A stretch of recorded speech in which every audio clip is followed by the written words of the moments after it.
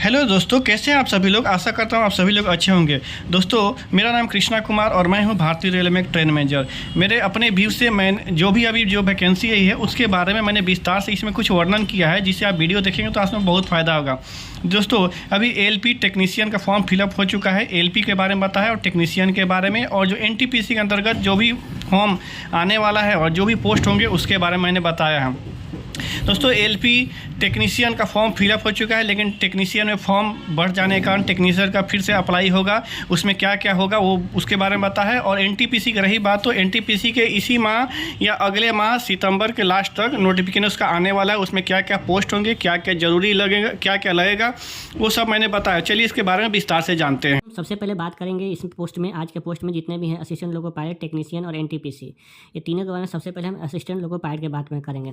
जैसे कि हम सभी को ज्ञात है कि रेलवे मंत्रालय द्वारा रेलवे एग्जाम के लिए एक कैलेंडर जारी किया गया है, जो कि इस प्रकार से है। उसको हम देखते हैं। सबसे पहले मैं बात करूंगा एलपी की, किसके असिस्टेंट, जो रेलवे में असिस्टेंट लोको पायलट होते हैं उनकी बात करेंगे, जिसे हम असिस्टेंट लोको पायलट के नाम से जानते हैं, जिन्हें लोको पायलट के सहायक के रूप में कार्य करना पड़ता है। आसान भाषा में समझे तो जैसे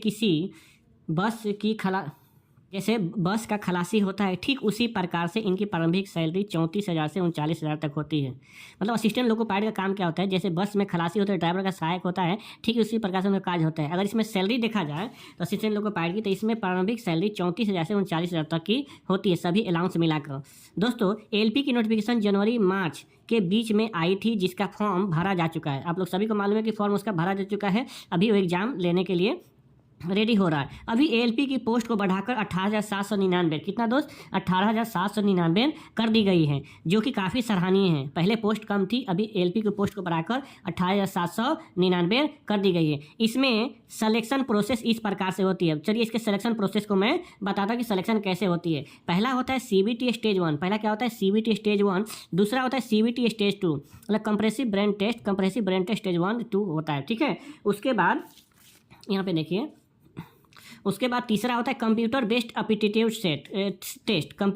एप्टीट्यूड टेस्ट होता है। उसके बाद ये सभी क्लियर करने के बाद यहाँ पे डॉक्यूमेंट वेरिफिकेशन हो गया। क्या होगा, डॉक्यूमेंट वेरिफिकेशन। इन सभी में क्वालिफाई करने के बाद एक इंसान रेलवे में एलपी बनता है, ठीक है। जब सब हो जाएगा, मेरिट वगैरह बन जाएगा, जब मेडिकल हो जाएगा, ज्वाइनिंग हो जाएगा, तब वो एक असिस्टेंट लोको पायलट के रूप में कार्य करने के लिए रेलवे में तत्पर हो जाता है।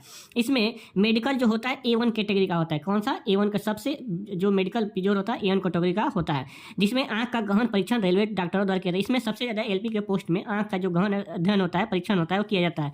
इसका अनुमानित परीक्षा तिथि रेलवे बोर्ड द्वारा 28 अगस्त से 6 सितंबर 2024 को माना गया है। मतलब 28 अगस्त से 6 सितंबर 2024 से शुरू किया जाएगा इसकी परीक्षा। इसमें इनिशियल सैलरी 19,009 से, मतलब जो ग्रेड पे होता है 19,009 से प्रारंभ होगी। इसका लेवल कितना होता है, लेवल 2 होगा। जैसे लेवल 1 शुरू होता है group D 1800 grade pay, level 2 शुरू होता है 1900 ग्रेड पे, और इसके लिए इसमें 19,009 इनिशियल होता है। ग्रेड पे प्रारंभिक 1900 होगा। एज लिमिट इसका 18 से 33 होता है। कितना एज लिमिट कितना है दोस्तों, इसमें 18 से 33 होता है साल होगा। जिसमें ओबीसी को इसमें 3 साल, जैसे केंद्र सरकार के नियम अनुसार किसी भी सरकारी फॉर्म में ओबीसी को 3 साल की छूट होती है, ठीक पर उसी प्रकार एससी एसटी को 5 साल की इसकी उम्र में छूट प्रदान की जाती है। इसमें जोन वाइज सीटों की संख्या इस प्रकार से, जो अगर जोन वाइज सीटों की संख्या भी चाहते हैं तो मैं उसको बता दूंगा, लेकिन अभी जरूरत नहीं है, इसलिए रहने देते हैं उसको। जोन वाइज सीटों की अभी जरूरत नहीं है। अब दूसरे पोस्ट के चलते हैं। दूसरे पोस्ट के अब देखिए, ये रेलवे टेक्नीशियन का क्या है, रेलवे टेक्नीशियन। जो रेलवे में टेक्नीशियन होते हैं, जो मतलब जैसे कि मान लीजिए कि मिस्त्री किसी भी चीज़ में होता है, जैसे ऑटोमोबाइल में, चाहे किसी भी चीज़ में तो मिस्त्री होता है, ठीक उसी प्रकार से इसमें टेक्नीशियन एक मिस्त्री होता है जो काम करता है, ठीक उसी प्रकार उस पोस्ट को इसमें फिलअप किया जाता है। दोस्तों, इसमें कुल पदों की संख्या 14,298 कर दी गई है। पहले जो पोस्ट थे वो कम थे, कितने थे, पहले थे 9,144 पोस्ट, अभी इसको कितना कर दिया है, 14,298 कर दी गई है। इसमें कुल पहले 22 कैटेगरी थी, कितने थी, कुल 22 कैटेगरी थी, जिसे अब बढ़ाकर 40 कर दी गई। मतलब टोटल 18 कैटेगरी और बढ़ा दिया गया है। इसमें कुल 18 कैटेगरी बढ़ा है। देख लें यहाँ पे, हम इस नए 18 कैटेगरी का सिलेक्शन वर्कशॉप और प्रोडक्शन यूनिट में होता है। कहाँ पे होगा, जहाँ पे वर्कशॉप होता है, जैसे Raebareli workshop, Matunga workshop, ICA और भी जितने वर्कशॉप है, वहाँ पे इसका सिलेक्शन किया जाएगा। पहले जिस भी कैंडिडेट ने फॉर्म भर दिया है वे भी इस फॉर्म को भर सकते हैं। मतलब पहले जिस कैंडिडेट ने फॉर्म भर दिया है वो भी इस फॉर्म को भर सकते हैं, जिसके लिए रेलवे एक नया लिंक एक्टिवेट करेगी। फिर से देखिए बताता हूँ, जिसके लिए रेलवे क्या करेगी, जिसके लिए रेलवे एक नया लिंक एक्टिवेट करेगी जिसकी वैधता 15 दिन की होगी, जिसके द्वारा नए बच्चे इस 18 कैटेगरी में प्रवेश अप्लाई कर सकेंगे। मतलब 18 कैटेगरी में जो नए बच्चे हैं वो अप्लाई कर सकते हैं और पुराने बच्चे अपने भरे हुए फॉर्म में मॉडिफिकेशन कर सकेंगे। क्या करेंगे, मॉडिफिकेशन। जो भी पुराने बच्चे हैं जिन्होंने फॉर्म भर दिए हुए इसमें मॉडिफिकेशन कर सकेंगे। रेलवे टेक्नीशियन का कार्य क्या होता है उसके बारे में बताता हूँ। इसका कार्य रेलवे के सभी जगहों पर होता है एवं सभी डिपार्टमेंट में होता है, जैसे कैरेज एंड वैगन CNW होता है, carriage and wagon, signal telecom जिसको शॉर्ट में SNT, loco shed, electrical general, electronics एवं वर्कशॉप एवं प्रोडक्शन यूनिट में होता है, वर्कशॉप और प्रोडक्शन यूनिट में होता है। इसमें क्या होता है, ग्रेड 1, ग्रेड 2, ग्रेड 3 के तहत ज्वाइनिंग होता है। ग्रेड 1, ग्रेड 2, ग्रेड 3 के तहत ज्वाइनिंग होता है। सैलरी इसमें क्या होता है, चलो दोस्तों सैलरी के बारे में जानते हैं। इसमें ग्रेड 1 के अनुसार 30,000 से 45,000 के बीच प्रारंभिक सैलरी होती है। काफ़ी अच्छी सैलरी है, 30,000 से 45,000 के बीच में। इसमें बेसिक पे, DA, HRA, TA, बेसिक पे DLS allowance, HRA house rent allowance, TA traffic allowance इत्यादि अलाउंस मिलते हैं जो कि सभी रेल कर्मचारी को मिलता है। अब दोस्तों तीसरा पोस्ट है NTPC। NTPC में बहुत सारे पोस्ट आते हैं जो कि ग्रेजुएशन लेवल और इंटर लेवल पे होते हैं, उसके बारे में बात करेंगे। देखिए ये है NTPC नॉन टेक्निकल, क्या है, non technical popular category post. इसका फुल फॉर्म होता है NTPC का। दोस्तों इसका नोटिफिकेशन सितंबर माह में आने को है, मतलब इसका नोटिफिकेशन जो है अभी नहीं आया है, यह सितंबर माह तक आ सकता है, जिसकी संभावित परीक्षा तिथि दिसंबर जनवरी तक होने की संभावना है। इसकी मतलब परीक्षा कब तक होगी, दिसंबर या जनवरी तक के बीच में परीक्षा होने की संभावना है। पिछली बार जब NTPC का एग्जाम हुआ था तब लेवल 2, 3, 4, 5, 6 का एक साथ एग्जाम हुआ था। ये आप सोचेंगे लेवल 2, 3, 4, 5, 6 क्या है, तो इसके आगे बताऊंगा ये सब क्या होता है। लेकिन इस बार NTPC के द्वारा लेवल 2, 3 का एग्जाम अलग से एवं 4, 5, 6 का एग्जाम अलग से होगा। इस बार क्या होगा, NTPC के द्वारा लेवल 2 और 3 का एग्जाम अलग से होगा क्योंकि यह इंटरमीडिएट स्तर पर होता है, और 4, 5, 6 का जो एग्जाम होता है अलग से होगा क्योंकि यह ग्रेजुएशन लेवल का होता है। अब लेवल 2 और 3 के बारे में जानते हैं। लेवल 2 और 3 है। लेवल 2 और 3 इंटरमीडिएट कोटा के अंतर्गत भरा जाएगा। किस कोटा के अंतर्गत, जिस बच्चों ने 12वीं कर लिया है वो लेवल 2 और 3 के लिए क्वालिफाई मतलब फॉर्म भर सकते हैं। एवं लेवल 4, 5, 6 ग्रेजुएशन कोटे से भरा जा सकेगा। जिस बच्चों ने या बच्चियों ने ग्रेजुएशन कर लिया है वो लेवल 4, 5, 6 के लिए एलिजिबल है फॉर्म भरने के लिए। वैकेंसी के बारे में जानते हैं। अखबारों और कुछ स्रोतों के अनुसार वैकेंसी की संख्या 10,884 के बीच या 10,884 हो सकती है, जिसके बढ़ने की संभावना व्यक्त की जा रही है क्योंकि LP और टेक्नीशियन के सीटों की पूर्व में सीटें बढ़ाई जा चुकी है। क्योंकि LP और टेक्नीशियन की पूर्व में सीटें बढ़ी हुई हैं, इसीलिए सभी लोग मानकर चल रहे हैं कि इनकी सीटें बढ़ेगी, जो कि बहुत ही अच्छी बात है। फॉर्म भरने की आयु और लेवल एवं प्रारंभिक सैलरी क्या होगी इसके बारे में हम बातें करेंगे। इसमें सबसे पहले एज की बात करेंगे। इसमें एज 18 से 30 साल की मांगते हैं, किसमें, लेवल और 2, 3 में। इस एज के अनुसार आप सभी लेवल 2 और 3 के फॉर्म भर सकते हैं, जिसमें निम्नलिखित प्रकार के पद होते हैं। ठीक है, कौन कौन सा पद होता है, चलिए पहले पद के बारे में मैं बता देता हूँ। पहला पद है जूनियर क्लर्क कम टाइपिस्ट, जिनका लेवल 2 होता है एवं पे लेवल 19,900 से स्टार्ट होता है एवं इसमें मेडिकल C2 मांगी जाएगी, जिससे प्रारंभिक सैलरी 30,000 से 35,000 तक होगी। दूसरा पद क्या है, अकाउंट क्लर्क कम टाइपिस्ट। दूसरा पद है अकाउंट क्लर्क कम टाइपिस्ट, याद रखिएगा इसका लेवल भी 2 होता है, पे लेवल भी 19,900 होगा, इसमें भी मेडिकल C2 होगी, इसमें सैलरी 30,000 से 35,000 तक होगी। तीसरा पद है जूनियर टाइम कीपर, इसका मतलब जूनियर टाइम कीपर पद है, इसका लेवल भी 2 होता है। कितना लेवल होता है, 2 होता है, पे लेवल 19,900 होगा, इसमें भी मेडिकल C2 होगी, इसमें सैलरी 30,000 से 35,000 तक की दे होती है, मतलब दिया जाता है।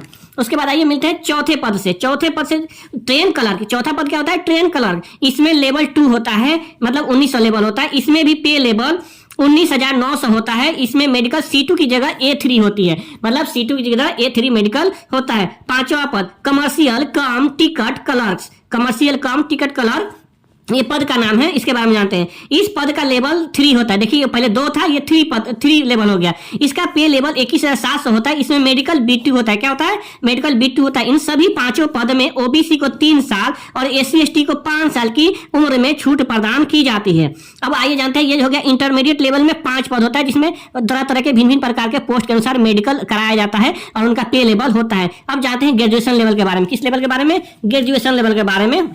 ये देखिए ग्रेजुएशन लेवल आ गया, यह है ग्रेजुएशन लेवल। इसमें उम्र की सीमा सभी पदों में 18 से 33 साल की होती है, मतलब इसमें 3 साल और बढ़ा के देते हैं। लेकिन और फायदा क्या होगा, इसमें OBC को 3 साल मतलब 33 3 36 साल और SC ST को 5 साल 33 5 38 साल उम्र सीमा हो जाएगी।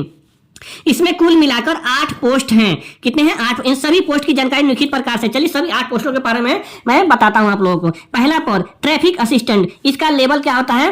पहला पद है ट्रैफिक असिस्टेंट, इसका लेवल 4 होता है। इसका पे 25,500। मेडिकल इसमें A2 होगा। मेडिकल क्या होगा? A2 होगा। दूसरा पद ट्रेन मैनेजर, भारतीय रेलवे का बहुत अच्छा पद जिसमें सभी लोग जलते हैं, स्टेशन मास्टर से लेकर लोको पायलट सभी लोग जलते हैं इस पद से। दूसरा पद ट्रेन मैनेजर, इस पहले इसका नाम गार्ड था, मतलब गुड्स गार्ड बोलते थे, जिसका नाम बदलकर ट्रेन मैनेजर कर दिया गया है। इसका लेवल 5 होता है। क्या होता है? लेवल 5। इसका बेसिक पे 29,200 होता है। इसमें आपकी पहली सैलरी सब मिलाकर 80,000 से 1,00,000 रुपए तक होगी, क्योंकि इसमें माइलेज किलोमीटर का 20,000 रुपए तक, मतलब 20,000 तक आशा मानकर दे होता है। इसमें मेडिकल A2 लेवल की होती है। इसमें क्या मेडिकल A2 लेवल की होती है। दोस्तों ये गार्ड एक ऐसा पद है जिसमें बहुत सारे ऑफिसरों से भी ज्यादा सैलरी इसमें मिलती है। उसके बाद तीसरा पद मैं आपको बताऊं, तीसरा पद है सीनियर कमर्शियल कम टाइपिस्ट। इसका लेवल भी 5 होता है। इसका बेसिक पे भी 29,200 होता है। इसमें मेडिकल B2 होगा। इसमें टाइपिंग आपको जरूर आनी चाहिए। चौथा पद के बारे में बताता हूं। चौथा पद है सीनियर क्लर्क कम टाइपिस्ट। सीनियर क्लर्क कम टाइपिस्ट, इसका लेवल भी 5 होता है। क्या होता है? 5 होता है। इसकी बेसिक सैलरी भी 29,200 ही होती है। इसमें मेडिकल C2 होगी। क्या होगी? C2। इसकी पहली सैलरी 50,000 रुपए तक होती है। इसमें भी टाइपिंग आना जरूरी है। पांचवा पद है, ये देखिए पांचवा पद है जूनियर अकाउंट असिस्टेंट कम, जूनियर अकाउंट असिस्टेंट कम टाइपिस्ट। इसमें भी टाइपिंग आनी चाहिए। इसमें भी टाइपिंग आनी चाहिए। बेसिक कितना होता है? 29,200। मेडिकल क्या होता है? C2। इसका भी लेवल 5 होगा। इसका भी लेवल क्या होगा? 5 ही होगा। आगे देखते हैं। उसके बाद देखिए छठा पद है। छठा पद है senior time keeper. Senior time keeper, इसका भी लेवल 5 होता है। बेसिक पे 29,200 होगा। मेडिकल C2 होगा। प्रथम सैलरी 45,000 से 50,000 रुपए के बीच होगी। देखिए छठा पद सीनियर टाइम कीपर। सातवां पद है, सातवां पद क्या है? Commercial apprentice. क्या होता है? Commercial apprentice. इस पद का भी लेवल 5 होता है। कितना? लेवल 5 होता है। बेसिक पे 35,400 होगा। इसका मेडिकल B2 होगा। प्रारंभिक सैलरी 50,000 रुपए तक होगी, सभी अलाउंस मिलाकर, मतलब प्रारंभिक सैलरी जो मिलता है सभी अलाउंस मिलाकर 50,000 रुपए तक होगी। अब आते हैं रेलवे का सबसे जाना माना पद जो सभी लोग लगभग जानते हैं। ये देखिए स्टेशन मास्टर। क्या होता है? स्टेशन मास्टर रेलवे का सबसे ज्यादा जानने वाला पद है, क्योंकि हर कोई जानता है। इसका भी लेवल 6 होता है। कितना लेवल होता है? 6 होता है। बेसिक पे 35,400 होगा। बेसिक पे कितना होगा? 35,400 होगा। मेडिकल इसमें A2 लिया जाता है। काफी हार्ड मेडिकल लिया जाता है। इसमें पहली सैलरी 55,000 तक मिल जाती है, सभी अलाउंस को लेकर। सभी अलाउंस को लेकर 55,000 तक होती है। स्टेशन मास्टर क्या होता है? स्टेशन का राजा बोलो, स्टेशन का मालिक बोलो, चाहे अपने घर का मालिक बोलो, ये स्टेशन मास्टर माना जाता है। दोस्तों NTPC में इस बार 2 एग्जाम होंगे। कितने? एक पद के लिए 2 एग्जाम होता है, CBT 1 और CBT 2। उसके बाद आपके पद के अनुसार स्टेशन मास्टर के लिए आपको साइको और कमर्शियल पद के लिए टाइपिंग देना अनिवार्य है। इन सभी पदों में आपके कार्य के इच्छा अनुसार सभी पोस्ट अच्छे हैं। इसमें लेवल और सैलरी का थोड़ा अंतर होता है।